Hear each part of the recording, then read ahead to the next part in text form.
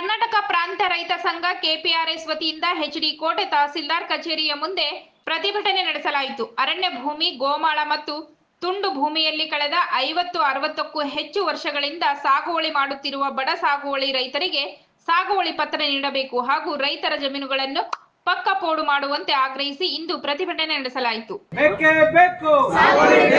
ಗೋಮಾಳ ಅರಣ್ಯ ಭೂಮಿಗಳಲ್ಲಿ ಉಳುಮೆ ಮಾಡುತ್ತಿರುವ ರೈತರಿಗೆ ಸಾಗುವಳಿ ಪತ್ರ ಬೇಕೇ ಬೇಕು. ಗೋಮಾಳ ಅರಣ್ಯ ಭೂಮಿಗಳಲ್ಲಿ ಉಳುಮೆ ಮಾಡುತ್ತಿರುವ ರೈತರಿಗೆ ಸಾಗುವಳಿ ಪತ್ರ ನೀಡಲೇಬೇಕು. ಅರಣ್ಯ ಗೋಮಾಳದಲ್ಲಿ ಉಳುಮೆ ಮಾಡುತ್ತಿರುವ ರೈತರಿಗೆ ಸಾಗುವಳಿ ಪತ್ರ ನೀಡಲೇಬೇಕು. ಫಾರಂ ನಂಬರ್ 50, 57ರಲ್ಲಿ ಅರ್ಜಿ ಸಲ್ಲಿಸಿದ ಎಲ್ಲ ರೈತರಿಗೂ ಸಾಗುವಳಿ ಪತ್ರ ನೀಡಲೇಬೇಕು. 57ರಲ್ಲಿ ಮತ್ತೆ ಅರ್ಜಿ ಸಲ್ಲಿಸಲು ಅವಕಾಶ ನೀಡಲೇಬೇಕು. ಕರ್ನಾಟಕ ಪ್ರಾಂತ ರೈತ ಸಂಘದ ಹೋರಾಟಕ್ಕೆ ಜಯವಾಗಲಿ.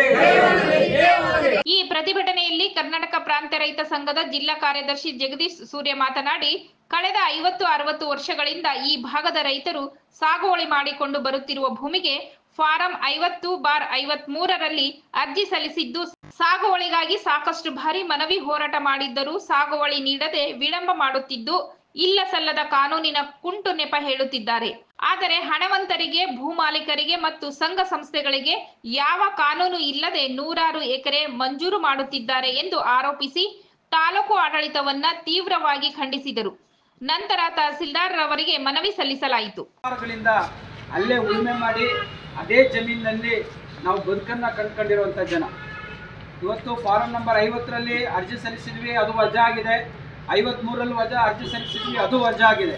ಈಗ ಕಳೆದ 3-4 ವರ್ಷದ ಹಿಂದೆ ಕೆಪಿಆರ್ಎಸ್ನ ಹೋರಾಟದ ಭಾಗವಾಗಿ ನಮಗೆ ಫಾರಂ ನಂಬರ್ 57ರ ಅರ್ಜಿನ ಬಿಡಲಿಕ್ಕೆ ಸರ್ಕಾರ ಅವಕಾಶ ಕೊಟ್ಟಿತ್ತು. ನಾವು ಅದರ ಅಡಿನಲ್ಲೂ ಸಹ ಅರ್ಜಿಯನ್ನು ಸಲ್ಲಿಸಿದ್ವಿ. ಆದರೆ ದರ್ಖಾಸ್ತು ಸಮಿತಿ ರಚನೆ ಆಗುವಂಥ ಸಂದರ್ಭದಲ್ಲಿ ಗೋಮಾಳದಲ್ಲಿರೋರಿಗೆ ಭೂಮಿ ಕೊಡೋಕ್ಕಾಗೋದಿಲ್ಲ, ಅರಣ್ಯ ಭೂಮಿಯ ಅಂಚಿನಲ್ಲಿ ಉಳುಮೆ ಮಾಡೋರಿಗೆ ಭೂಮಿ ಕೊಡೋಕ್ಕಾಗೋದಿಲ್ಲ ಅಂತ ಹೇಳಿ ನಮ್ಮ ಅರ್ಜಿಗಳನ್ನೆಲ್ಲ ವಜಾ ಮಾಡ್ತಾ ಬರ್ತಾ ಇದೆ. ನಮಗೆ ಈ ತುಂಡು ಭೂಮಿ ಬಿಟ್ಟರೆ ಜೀವನ ಮಾಡಲಿಕ್ಕೆ ಬೇರೆ ಯಾವುದೇ ಜಮೀನು ಇಲ್ಲ.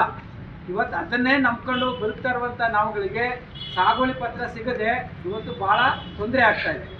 ಅದು ಅಲ್ಲದೆ ಈಗ ಅರಣ್ಯದ ಅಂಚಿನಲ್ಲಿ ವಾಸ ಮಾಡುವಂಥವರಿಗೆ ಅವರು ಸಾಕಷ್ಟು ಅರ್ಜಿಯನ್ನು ಸಲ್ಲಿಸಿ ಈಗ ಇರುವಂಥ ಟೈಗರ್ ಬ್ಲಾಕ್ನಲ್ಲಿ ಇರುವಾಗಿರ್ಬೋದು ಅಥವಾ ಸೋಗಳಿಯ ಪ್ರದೇಶದಲ್ಲಿ ಸಣ್ಣ ಪುಟ್ಟ ಜಮೀನುಗಳಲ್ಲಿ ಗೋಮಾಳ ಅಥವಾ ಈ ಗುಂಡು ತೋಪು ಇವುಗಳಲ್ಲಿ ಉಳುಮೆ ಮಾಡ್ತಾ ಬರ್ತಾ ಇದ್ದಾರೆ ರೈತರು.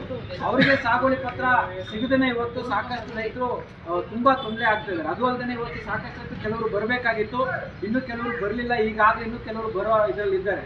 ಆದ್ರಿಂದ ನಮ್ಮ ಒತ್ತಾಯ ಏನಪ್ಪ ಅಂತಂದ್ರೆ, ಸರ್ಕಾರ ತಕ್ಷಣಕ್ಕೆ ಈ ಸಾಗುವಳಿ ಪತ್ರ ನೀಡಲಿಕ್ಕೆ ಈ ಕಂದಾಯ ಕಾಯ್ದೆಗೆ ತಿದ್ದುಪಡಿ ತಂದು ಗೋಮಾಳದಲ್ಲಿ ಉಳುಮೆ ಮಾಡೋಕ್ಕೆ ಇವಾಗ 1 ಎಕರೆ 10 ಎಕರೆ ಅಪ್ ಟು 100 ಹಸುಗಳಿದ್ರೆ 30 ಎಕರೆ ಜಮೀನನ್ನು ಬಿಟ್ಟು ಬಾಕಿನ ರೈತರಿಗೆ ಉಳುಮೆ ಮಾಡಲಿಕ್ಕೆ ಅವಕಾಶ ಕೊಡ್ಬೋದು.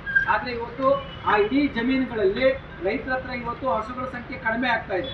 ಈಗ ಅದರಿಂದ ಅದ್ರ ಬದಲು ಇವತ್ತು ಟ್ರ್ಯಾಕ್ಟರ್ಗಳನ್ನು ಉಳುಮೆ ಮಾಡ್ತಾ ಇದ್ವಿ. ಆ ಹಸುಗಳು ಇರುವಂಥ ಹಸುಗಳನ್ನು ನಾವೇ ನಮ್ಮ ಜಮೀನಲ್ಲಿ ಉಳುಮೆ ಮಾಡುವಂಥ ಅಲ್ಲ ಸಾಕುವಂಥ ಪರಿಸ್ಥಿತಿಯಲ್ಲಿ ಇರುವಾಗ ಗೋಮಾಳನೇ ಸಪ್ರೇಟಾಗಿ ಬೇಕಾದಂಥ ಅಗತ್ಯ ಇಲ್ಲ ಇತ್ತೀಚಿನ ದಿನಗಳಲ್ಲಿ. ಆದರೆ ಇವತ್ತು ಗೋಮಾಳ ಹಸುಗಳಿಗೆ ಬೇಕು ಅನ್ನುವಂಥ ಕಾರಣಕ್ಕೋಸ್ಕರ ಇವತ್ತು ರೈತರನ್ನ ಸಾಗುವಳಿ ಪತ್ರದಿಂದ ವಂಚಿಸಲಾಗ್ತಾ ಇದೆ.